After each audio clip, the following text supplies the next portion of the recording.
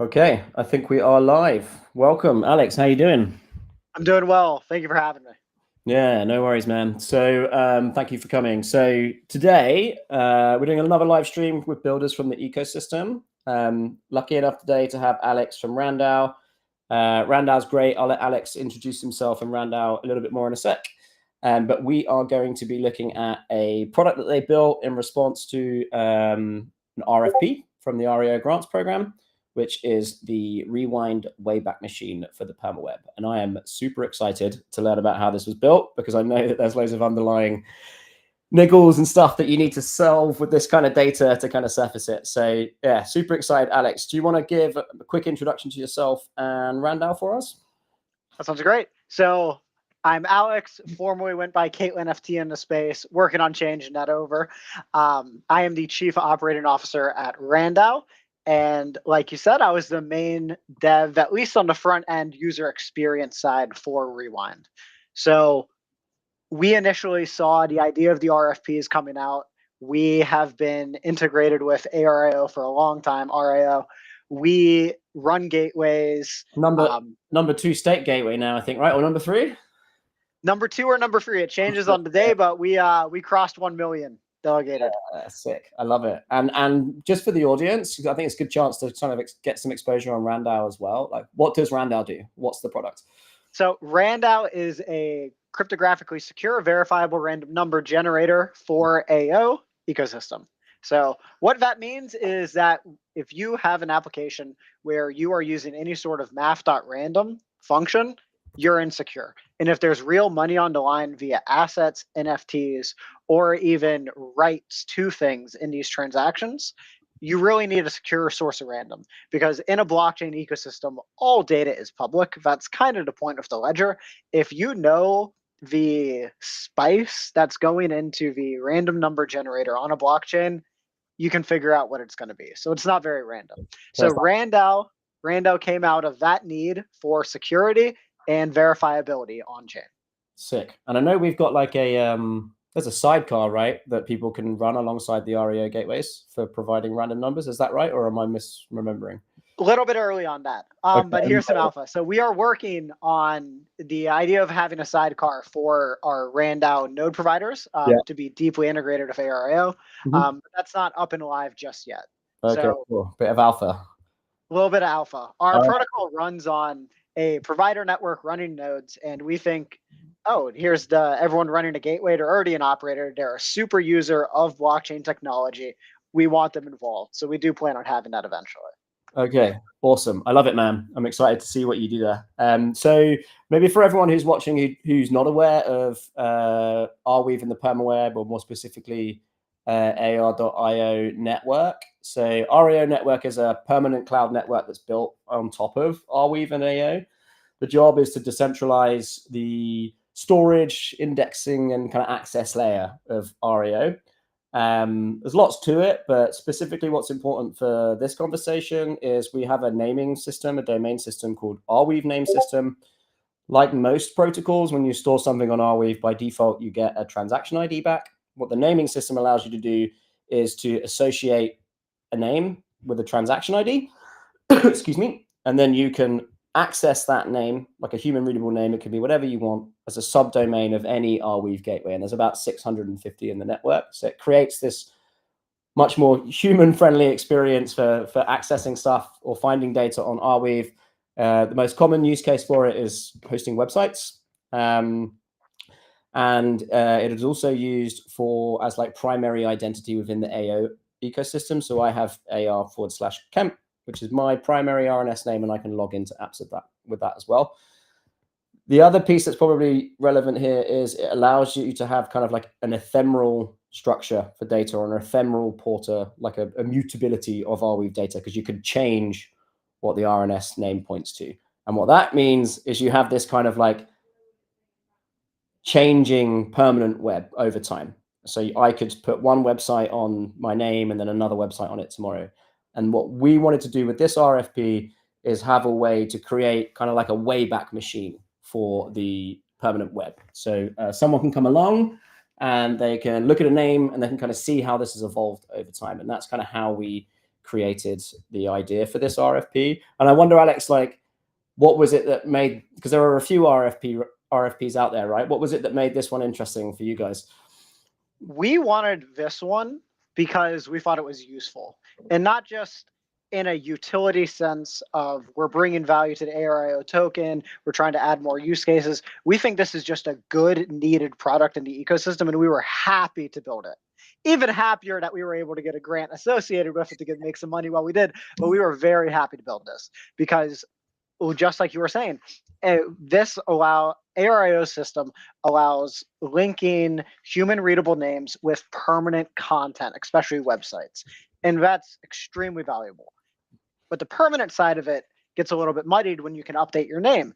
And unfortunate as it is to say it, people can change their websites. They can take down the content you want to see. They can put things that might not have been what the website's original use case was for. So having the ability to at least see what the content hash was at the time, which is just a way of saying what data was linked to the site, we think is great because it adds a history, it adds accountability, and it just adds insight. You can see how these names developed, when they started getting more updates, when they added their undernames, and there is information to be gleaned from that.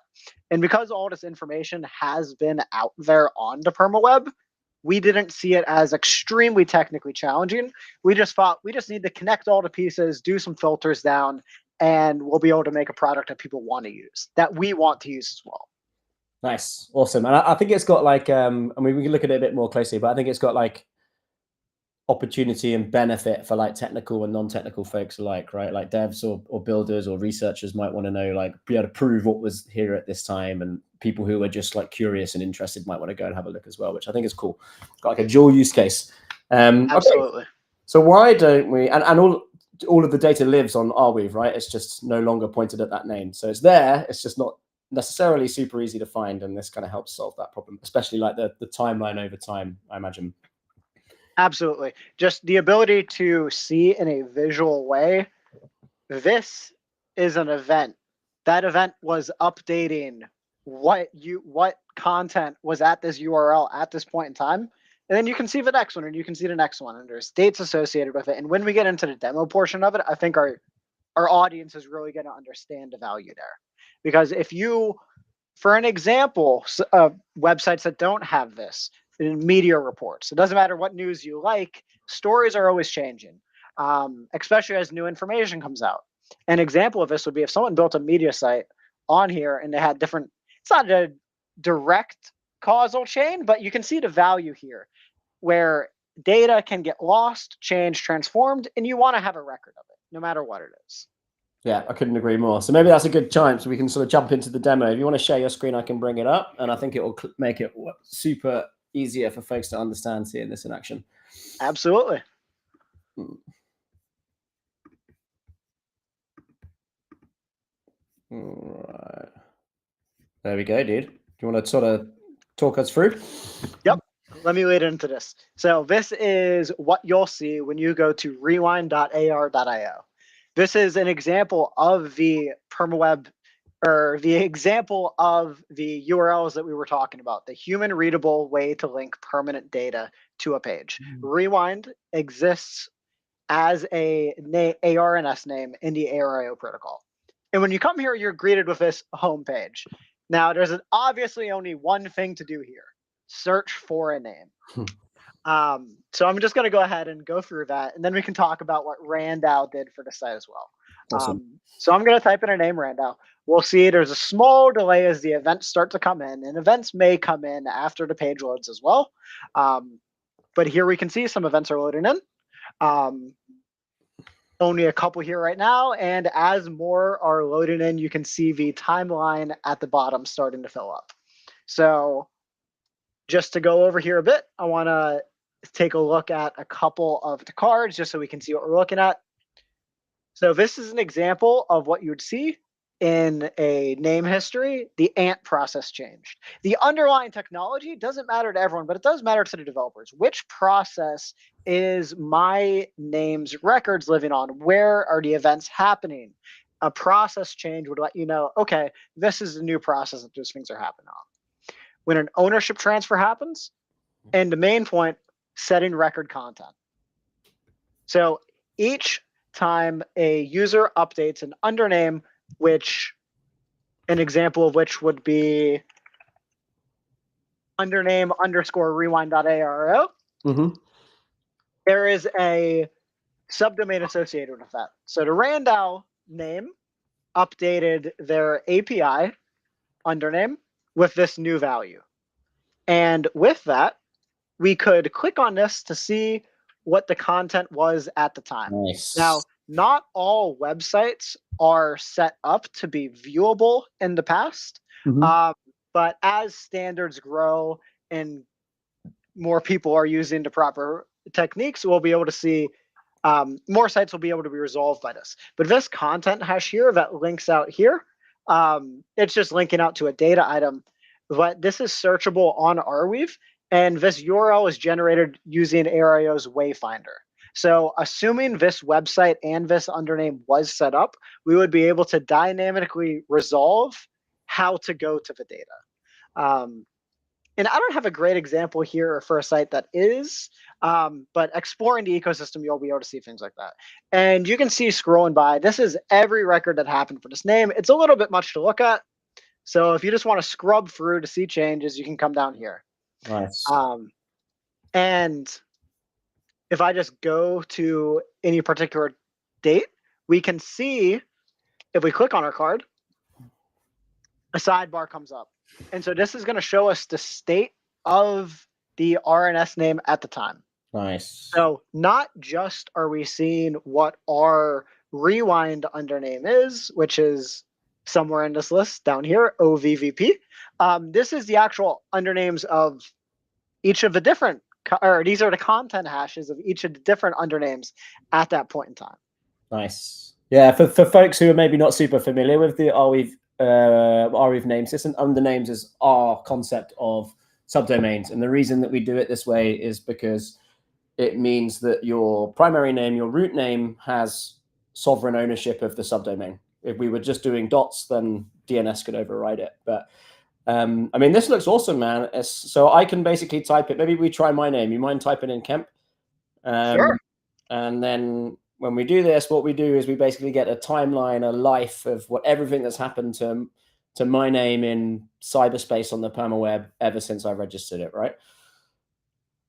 Nice. Yes. So we can see here, this is the initial state. Unfortunately, one of the hiccups of the platform is that while all data lives on Arweave forever, some of the earlier days are a little bit harder to index. Yeah. So when AO hit mainnet in February, that's when we were able to say, okay, this is when our history is starting. Yeah. So for all time going forward, through the entire AO mainnet, you'll be able to see this going forward. But for each name that existed beforehand, we can see a little bit of data. So you obviously are an OG of RandAO, so you've had this name for a while, and we can see some data here. Nice. But yep, as you were saying, these are just the data around your name. Cool. Yeah, it's really, really cool, man. I can imagine like there are so many ways that this could be used, both for technical people. You were talking about like knowing that the process that it points to is an important one. And if that changes over time, like you can even imagine a world where like someone's expecting an RNS name to do something and then it does something else. And they're like, why is this doing something else? And trying to figure out that change without rewind would be like super hard, right? Finding that what used to be associated with that name and what is associated with it now. It can be. As if it is one step removed in the past. So if two changes have happened, it's incredibly difficult without some kind of history mechanism like this to find that information. And an example of that is if you have if you're using GitHub Actions to deploy pages as you're doing your constant updates and the migration happens to the network because they're adding functionality, making names better, your process is going to change. Yeah. And every time you push to your GitHub action, you're going to think you're updating your web page's content, but you're not. A simple view of your name on here would see, oh, I had a process change. Let me go ahead and update my ENV or my keys so that I can keep working well. Yeah, that makes sense. So, and it's like a big indexing and discovery problem, right? It's like all this data exists, it's out there, but like finding it is another story. And even for technical people, like it's quite a job to do that. If I needed to go and find that for the Alex name or for the Kemp name, like I could do it maybe, but it's going to be real hard. And this makes it much easier for everyone to just be able to see that history without having to like do the work themselves. Exactly. We think that the value here is it makes things simple. Putting this data in a UI versus having to search for transaction hashes cuts time down like crazy. Yeah. It's also fun as well. I wonder if there'll be some like interesting overlap of folks in the future. Like I'm thinking into the future of like people are selling RNS names on the marketplace when that comes live. And like maybe there's a world in the future where like some really valuable information or artwork was pointed to from this RNS name, and then someone wants to sell that RNS name and it has like some like provenance value to it because, oh, this name used to be associated with this artwork. Like they could uncover some really cool, interesting stuff in a way that's like super easy for everyone to do. Absolutely. And just having like a good ownership history is important, no matter what you're doing. I mean, reputation is something that people can either value or not value, but history is cool. Data is cool, in my opinion. You know, I'm a super nerd. I build on blockchain. I'm happy about building a protocol like this, but just more data is always great for people to have. Yeah. You ever met our architect, David? I believe I have. Yeah. I think you guys get along. He likes data too. Okay, cool, man. So I guess it'd be awesome to know maybe. I think the product looks great. Like it completely makes sense to me how you would use it and why you'd use it. And I think you've executed it really, really nicely. Like the UI, I think is super easy for people to use. It's nice that you can like click in and like further examine the names as well. Like I think this looks really cool. I think what would be good now maybe is I don't know if we still need to share screen. You can let me know, but maybe There's one more thing I want to show off. Okay, cool. Please do. All right, so we are RandAO. We wanted to build this RFP. We thought this would be cool to get the history out, and we thought it'd be cool to put a little bit of our own spice on it. Ooh. So I think people remember the old search mechanism of "I'm feeling lucky," where you just get either the top result or a random result. So RandAO, we wanted to integrate some randomness. Sick. And we also like the idea of name discovery, the ability to look around and not having to know every name to search, because you can just start searching names and you'll find stuff, but that's a little bit harder.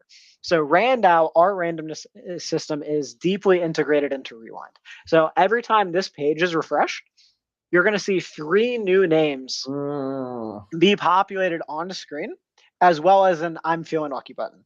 So this polls our on-chain randomness system for the latest entropy that has been generated, and then uses that as a seed to generate these names, including the I'm feeling lucky button. And now this will give us a genuinely random name. So I have no idea if they have data, don't have data. I know they have at least a little data, but let's see what the draw of the hat was. Universo. Okay. Nice. So hopefully they were a name that was here before mainnet. They've had a process and transfer. It doesn't look like they've put too much on their site. They don't have any content up yet, but maybe they will one day. And I don't need to go through it, but each time you click it, it's different. We can see different. We got DP Shade. We can see different results here. We got DP Shade. All right, let's check out DP Shade's name. I assume he's at least set some record content. We should look at the undernames for his name, because I wonder if he's like working on loads of like random stuff, because he loves building like random stuff that's really cool, and they're like hidden on the undernames of his name, and he doesn't know that we're going to go and look. We might get some alpha from him. We might. It doesn't look like he has any undername record content updated here. But hey, not everyone's gotten.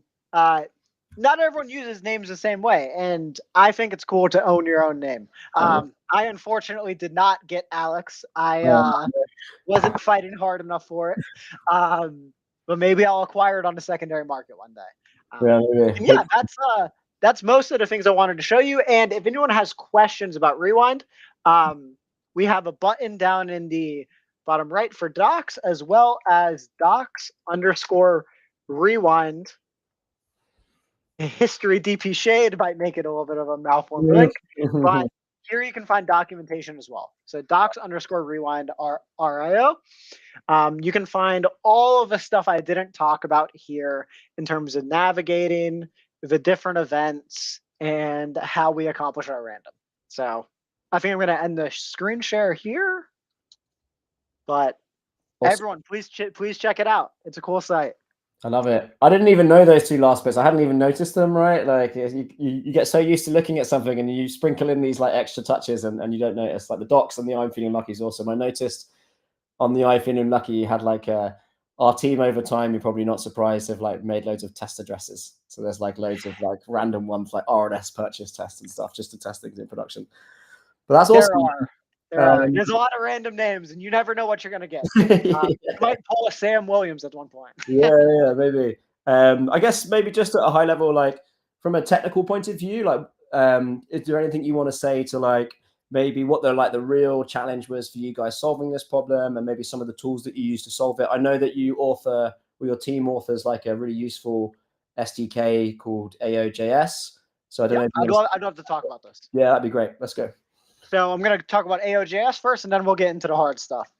So AOJS is a product that we at RandAO have created to make integrations with the AO ecosystem and processes easier. Within AOJS, you're able to do the gamut of activities. So there are functions to query individual processes, interactive tokens in a nice client way. You're not going to be needing to form your own messages in JavaScript for your website. If you import AOJS SDK, you are able to create a token client and then just call simple functions, token client.transfer, token client.balance, completely abstracting away a lot of the hard work that initially went on in early AO development.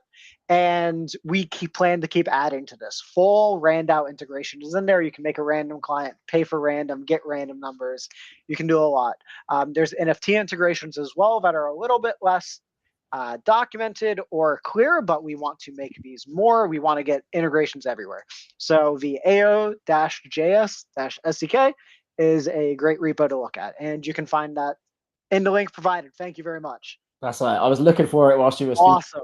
So it's like the TLDR of it. It's like a big DX improvement tool for like interacting with AO and processes on AO. Right, it makes the whole job of that much easier.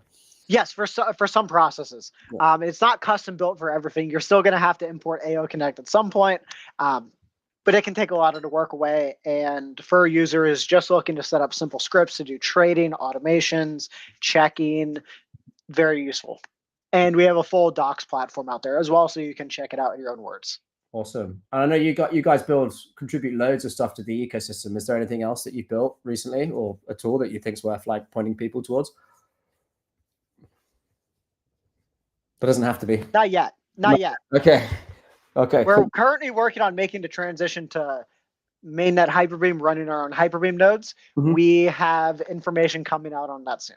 Okay. And awesome. We have a fair launch token as well, ARC. So ArcAO is it's a group basket. Mm-hmm. Our team has put it on, and several of the products we've released have been under there. Rune Realm, we have upgrades coming to Rune Realm soon.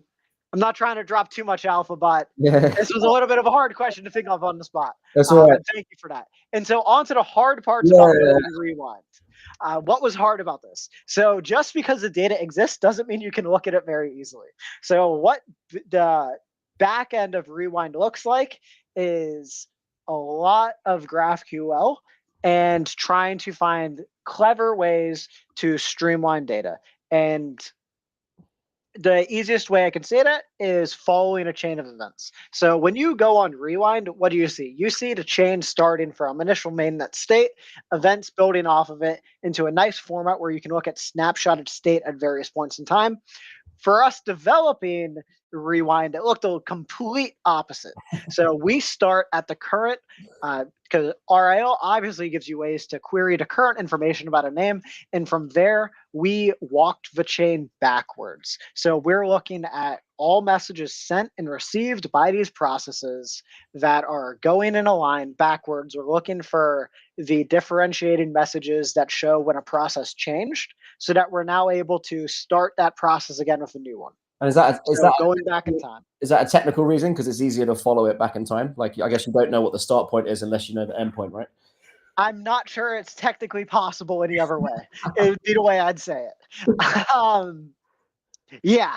So that's how we did it. It wasn't the AO's messages are different than a standard blockchain. The fact that not all transactions are bundled into blocks in Atomic and directly link into other meant that there were challenges with messages. So the challenges of messages is just because you send a message doesn't necessarily mean it's going to compute. And if it computes, it doesn't necessarily mean it's going to send a message out. And that's not necessarily a fault of the chain, the process, the user at the point in time. There can be a lot of reasons of this. It's happening a whole lot less now, but there's a good amount of filtering that goes into making sure that we're only showing the real data. And when a process changes, we're not trying to show superfluous data around it. Makes sense. Okay, cool. I stopped you in like flow then. I don't know if you have more to explain. I think that's it on that point. And then UX is always a struggle. I don't have the great history of building UX. So if the audience has improvements, feel free to let me know. Just be a little nice about it. I worked very hard on this. Yeah, I think it looks great, man. I don't know if you want me to reveal this, but I remember when we were talking to you and Ethan early on, and you were saying, the UI will be the easy part. And it was like, and then I remember when we got to the UI, like, God damn it. It's always a bit quirky, particularly with something like this I imagine there's so much different state on the page, like there's so much data coming into the page. It's a timeline, like particularly for someone that's like not a front end dev by trade, which it sounds like maybe you're not. Like, I think you did pretty bloody well, man, to be honest. I appreciate it. Yeah, sick. Okay, cool. Well, that's all awesome. So I don't know, maybe what do we think's like next for Rewind? Like, do you guys have plans for it?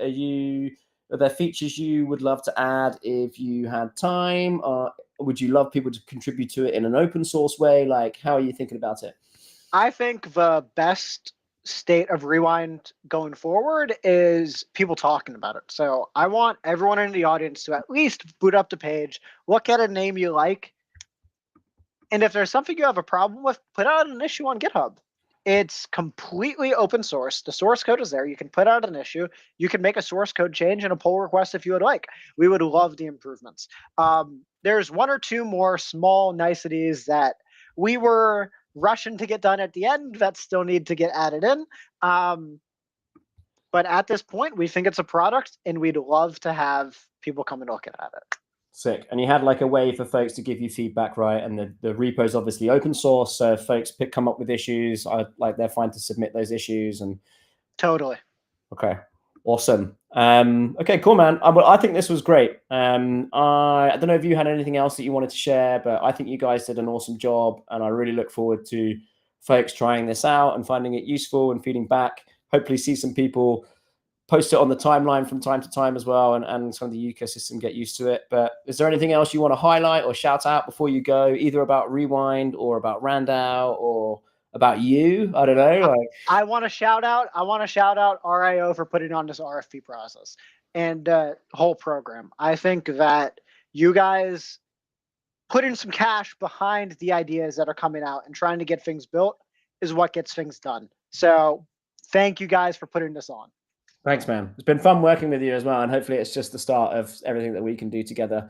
Definitely. I think we've got other grant items coming soon as well, like the marketplace, which should hopefully be announced in the not too distant future. But it's really nice to hear that, man. We appreciate it, and we're super appreciative of everyone that contributed to it as well.